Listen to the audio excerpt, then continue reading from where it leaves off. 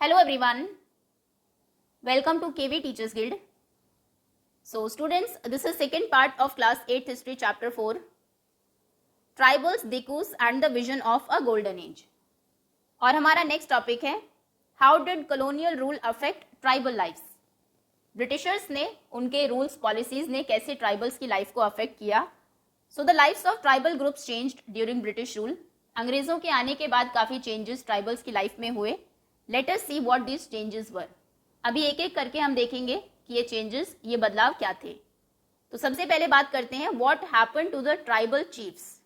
इन tribes के जो सरदार मुखिया थे उनके साथ क्या हुआ. Before the arrival of Britishers के आने के पहले बहुत सारे एरियाज में the tribal chiefs were important people. सरदार कुछ इंपॉर्टेंट पावरफुल लोग थे.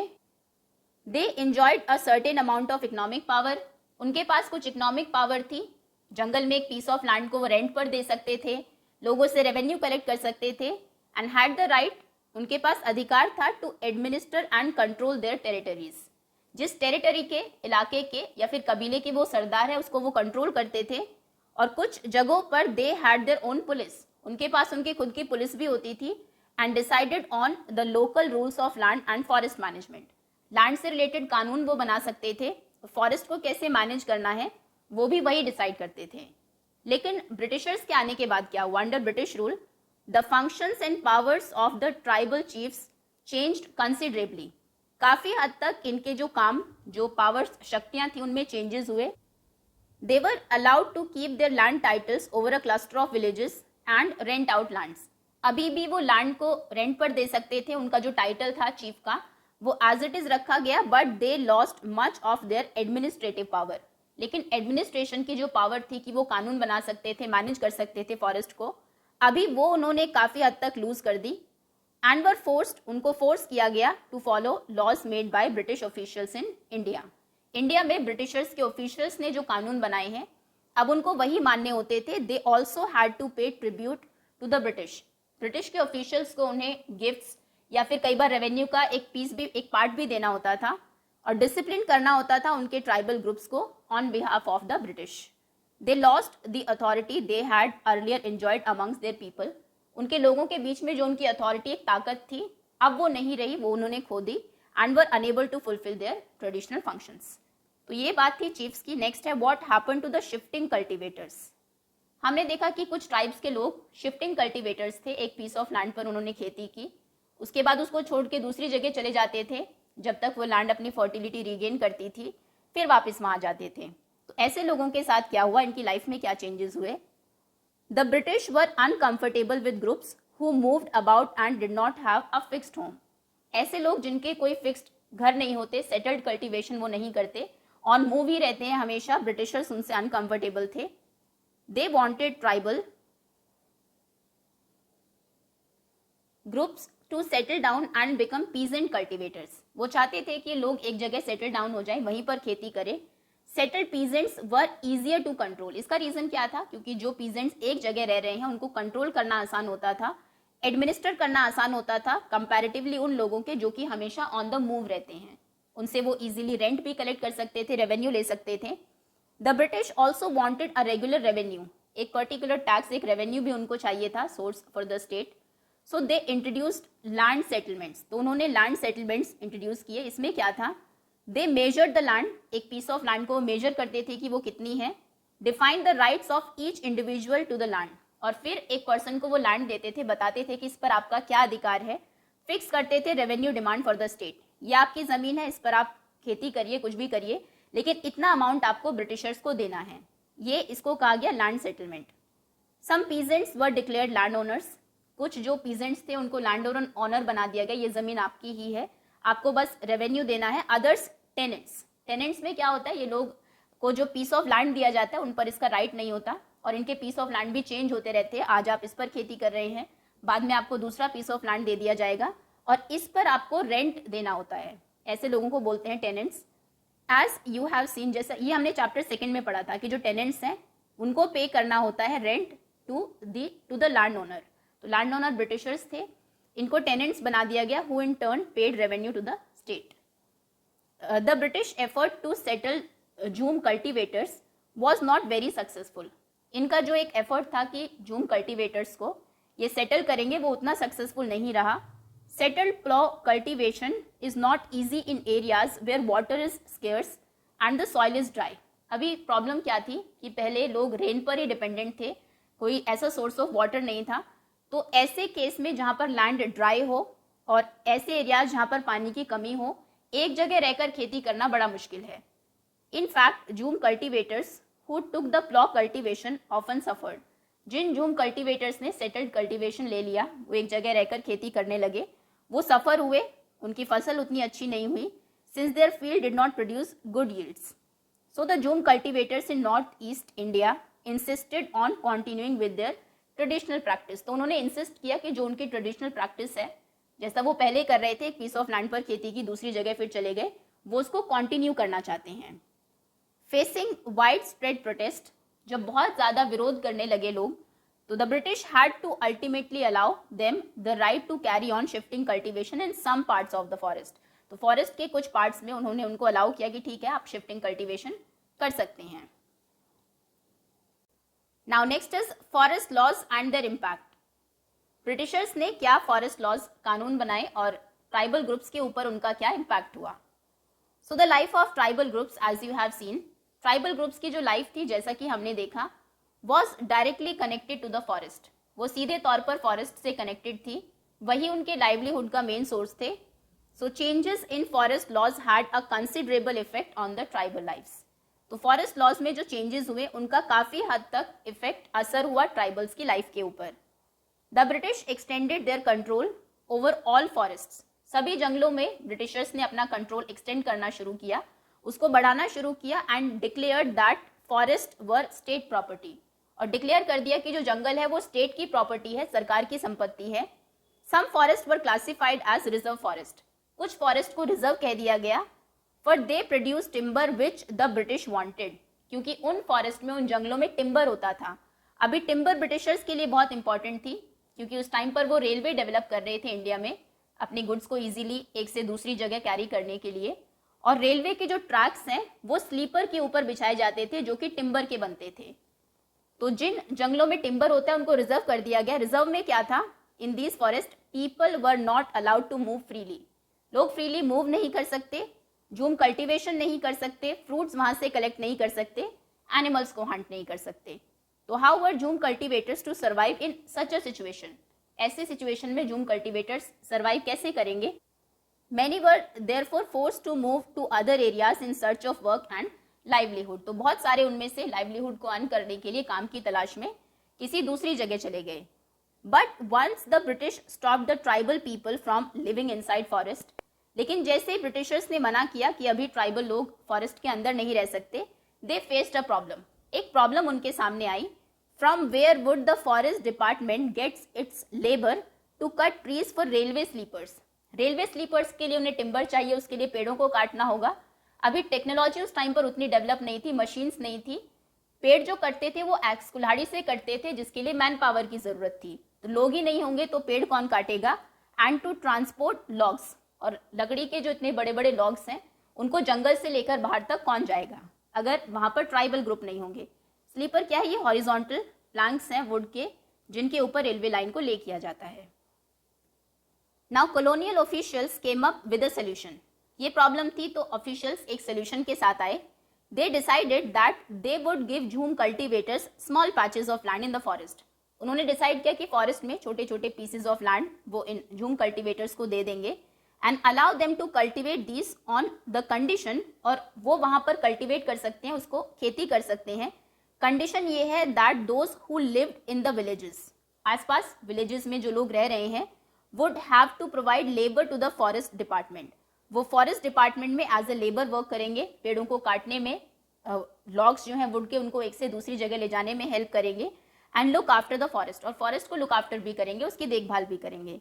सो in many regions of the forest department established forest villages to ensure a regular supply of cheap labour. तो कई जगहों पर फॉरेस्ट डिपार्टमेंट ने पास में ही फॉरेस्ट विलेजेस बना दिए.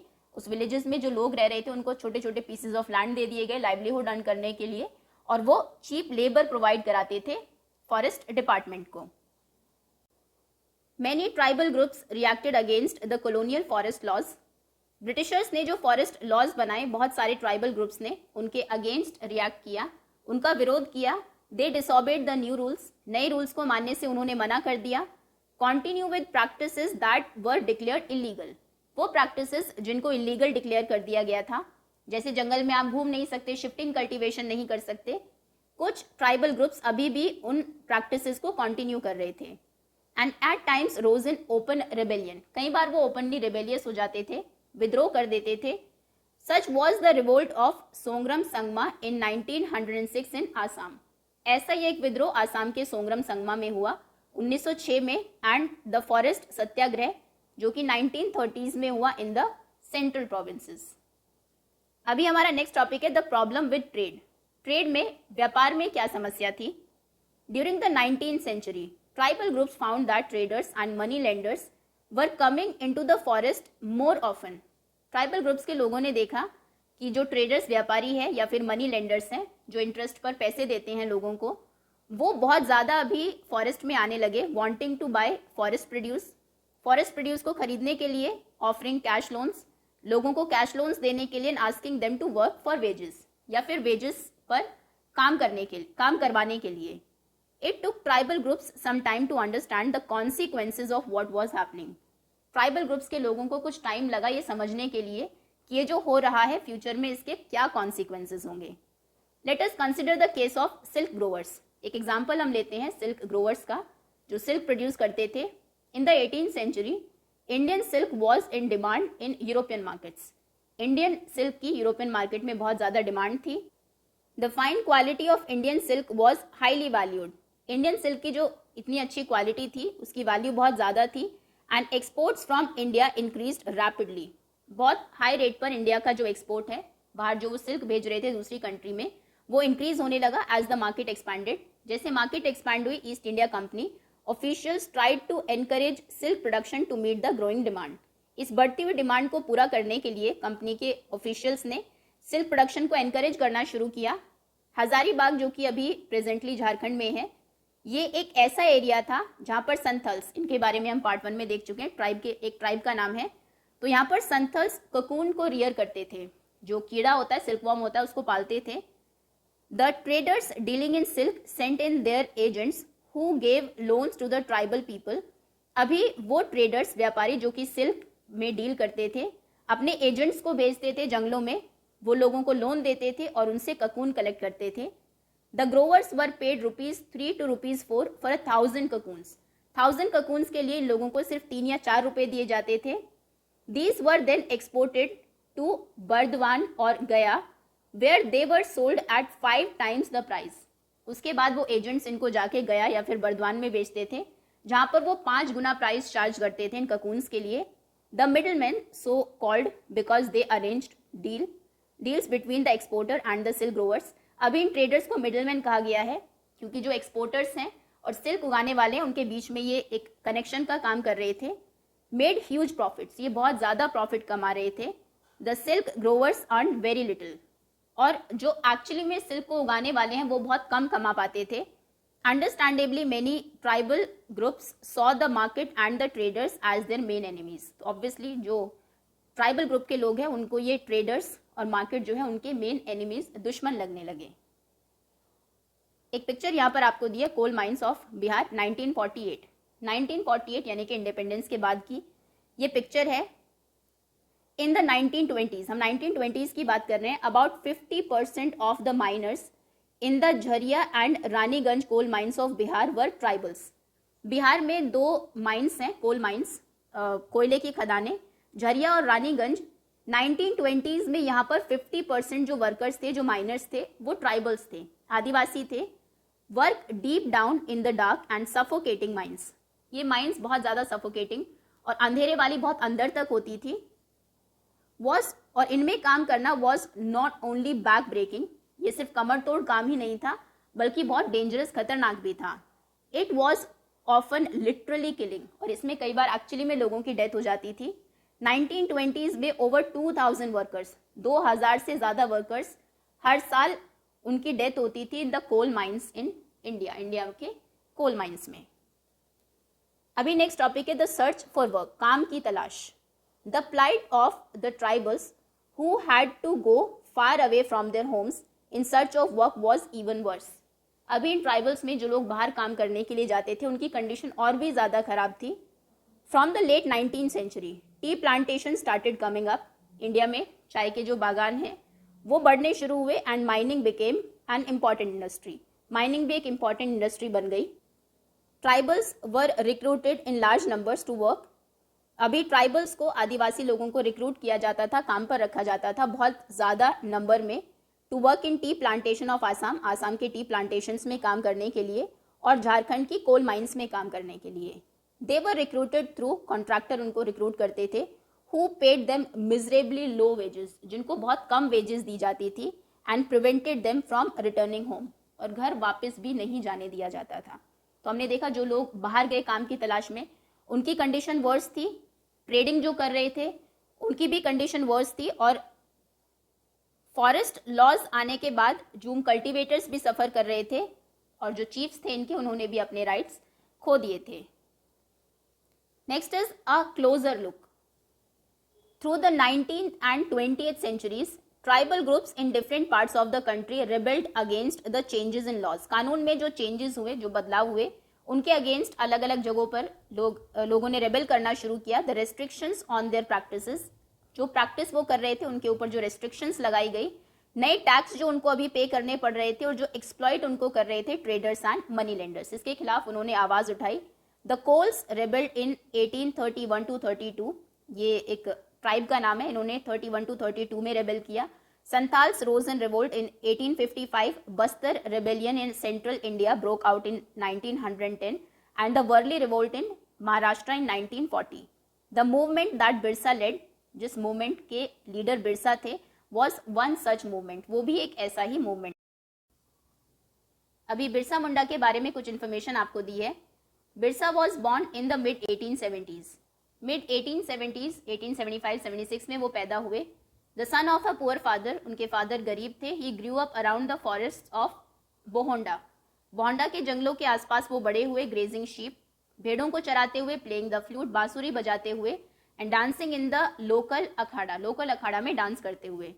फोर्स्ड बाय पॉवर्टी, गरीबी की वजह से his father had to move from place to place, उनके फादर को एक से दूसरी जगह जाना पड़ता था, लुकिंग फॉर वर्क, काम की तलाश में। एज एन एडोलेसेंट, जब बिरसा एडोलेसेंस में ही थे, Birsa heard tales of Munda uprising of the past, Birsa ने कहानियां सुनी कि कैसे पास्ट में मुंडाज ने विद्रोह किया था दिकूज का। एंड सॉ द सिरदार्स, उनके जो लीडर्स थे कम्युनिटी के, उनको उन्होंने देखा कि वो लोगों को अर्ज कर रहे हैं टू रिवोल्ट करने के लिए। They talked of a golden as, वो हमेशा एक गोल्डन एज की, एक सुनहरे युग की बात करते थे।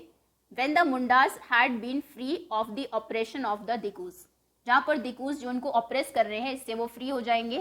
And said there would be a time, और कहते थे कि एक ऐसा टाइम आएगा when the ancestral right of the community would be restored, जो उनकी कम्युनिटी के पहले राइट्स, अधिकार होते थे जंगल्स के ऊपर, वो फिर से उन्हें मिलेंगे।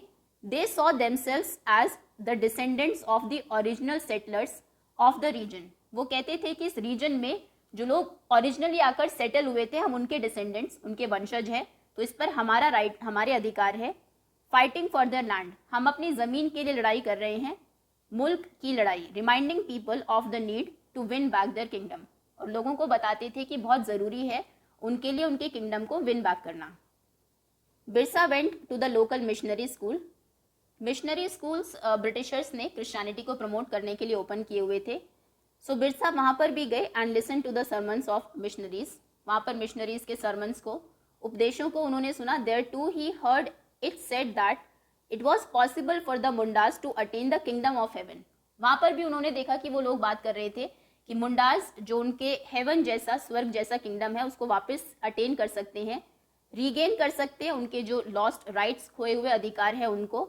This would be possible if they become good Christians, obviously क्योंकि क्रिश्चियनिटी को प्रमोट कर रहे थे, तो वो कहते थे कि ये तभी पॉसिबल है जब आप अच्छे क्रिश्चियन बन जाए। And give up there bad practices, और आपकी जो खराब कुछ प्रैक्टिसेस हैं उनको गिव अप कर दे, उनको छोड़ दे। Later Birsa also spend some time in the company of a prominent Vaishnav preacher, Vaishnav जो कि वर्शिपर्स होते हैं विष्णु के।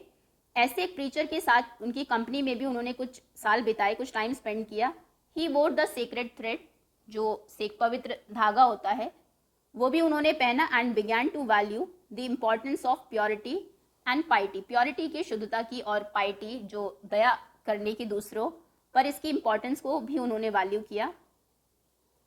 Birsa was deeply influenced by many of the ideas he came in touch with in his growing up years. Growing up years में जिन ideas के touch में वो आए, उससे वो बहुत इन्फ्लुएंस हुए। His movement was aimed at reforming tribal society, उनका जो मूवमेंट था उसका मेन काम था कि ट्राइबल सोसाइटी में कुछ रिफॉर्म्स, कुछ सुधार लेकर आना। He urges the Mundas to give up drinking liquor, सबसे पहले उन्होंने मुंडास को कहा कि आपको शराब पीने को बंद करना होगा। क्लीन देयर विलेज, विलेज को साफ रखना होगा, साफ सफाई करनी होगी। And stop believing in witchcraft and sorcery, witchcraft sorcery जो ब्लैक मैजिक है, उसमें विश्वास करना बंद करना होगा। But we must remember that Birsa also turn against missionaries and Hindu landlords, लेकिन बाद में वो मिशनरीज और हिंदू लैंडलॉर्ड्स के अगेंस्ट भी हो गए। He saw them as outside forces, वो उनको एक बाहर से आए लोगों की तरह देखते थे, आउटसाइड फोर्सेस जो कि रुइन कर रही है, बर्बाद कर रही है मुंडास वे ऑफ लाइफ को। In 1895 Birsa urged his followers to recover their glorious past. 1895 में बिरसा ने अर्ज किया उनको, जो मानने वाले थे, कि हम हमारा जो ग्लोरियस पास्ट रहा है उसको रिकवर करेंगे।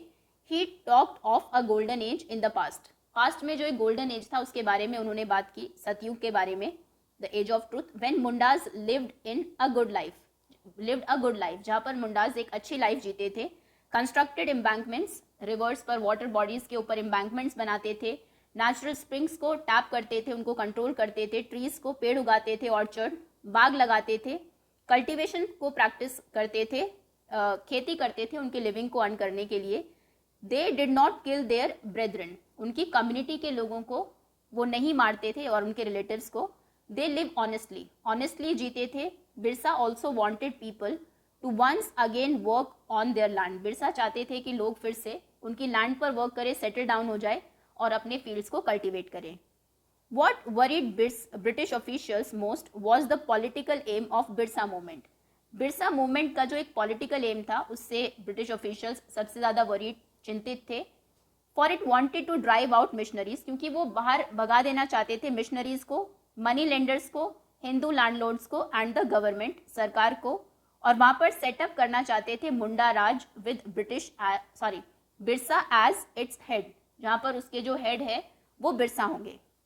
The movement identified all these forces, ये जितनी भी फोर्सेस है, missionary, money lenders, Hindu landlords, government, ये कहते थे कि यही हमारी मिजरी का, हमारा जो दुख है, कष्ट है, यही उसका मेन कारण है जिससे कि मुंडा अभी सफर कर रहे हैं। The land policies of the Britishers की लैंड पॉलिसीज डिस्ट्रॉय कर रही है उनकी ट्रेडिशनल लैंड सिस्टम को। हिंदू लैंडलॉर्ड्स और मनी लेंडर्स टेक ओवर कर रहे हैं उनकी लैंड को, और missionaries were criticising their traditional culture, उनके ट्रेडिशनल कल्चर को, संस्कृति को मिशनरीज क्रिटिसाइज कर रही है क्रिश्चियनिटी को प्रमोट करने के लिए। एज द मूवमेंट स्प्रेड, जैसे जैसे मूवमेंट फैला, the British official decided to act, officials ने डिसाइड किया कि अभी एक्ट करना होगा। दे अरेस्टेड बिरसा इन 1895। 1895 में बिरसा को उन्होंने अरेस्ट कर लिया, कन्विक्ट किया उसको ऑन चार्जेस ऑफ राइटिंग, दंगे फैलाने के चार्ज पर, और जेल में डाल दिया for 2 years। When Birsa was released in 1897 में, जब वो बाहर आए जेल से, he began touring the villages to gather support, वो गांव-गांव जाने लगे सपोर्ट गैदर करने के लिए, इकट्ठा करने के लिए। He used traditional symbols, और लैंग्वेज उन्होंने यूज की टू राउज पीपल, लोगों को जगाने के लिए, अर्ज किया उनको टू डिस्ट्रॉय रावण, कि रावण को अभी हम डिस्ट्रॉय करेंगे, नष्ट करेंगे। रावण कौन थे? Dikus and the Europeans, and establish a kingdom under his leadership, और बिरसा की लीडरशिप में किंगडम वो स्टैब्लिश करेंगे। Birsa's followers began targeting the symbols of diku and European powers के जो सिंबल थे, बिरसा को मानने वालों ने उनको टारगेट करना शुरू किया। उन्होंने अटैक किया पुलिस स्टेशंस के ऊपर, चर्चेस के ऊपर, रेड की the property of money lenders and zamindars. They raised the white flag as a symbol of Birsa Raj, और बिरसा राज के लिए उन्होंने व्हाइट फ्लैग को एज अ सिंबल यूज किया। In 1900 Birsa died of cholera, cholera से 1900 में बिरसा की डेथ हो गई और मूवमेंट धीरे धीरे फेड आउट हो गया। जबकि the movement was significant in at least 2 ways. 2 तरीकों से ये मूवमेंट बहुत इंपॉर्टेंट था। सबसे पहले तो it forced the colonial government to introduce laws so that the land of the tribal could not be easily taken over by Dikus। इसके बाद ही colonial government ने कुछ रूल्स बनाए जिसमें कि दिकूस आसानी से ट्राइबल्स की लैंड को टेक ओवर नहीं कर सकते थे। दूसरा, इसने शो किया once again that the tribal people had the capacity, कि ट्राइबल लोगों में कैपेसिटी है टू प्रोटेस्ट अगेंस्ट इनजस्टिस, अन्याय के खिलाफ प्रोटेस्ट करने के लिए, एंड एक्सप्रेस देयर एंगर, अपने गुस्से को दिखाने के लिए against colonial rule. They did this in their own specific way में, उन्होंने ये किया अपने खुद के तरीकों से, इन्वेंटिंग देयर खुद के रिचुअल्स इन्वेंट किए and symbols of struggle. Okay, so that's all students, elsewhere इस बार आउट ऑफ सिलेबस है। Thank you so much for watching.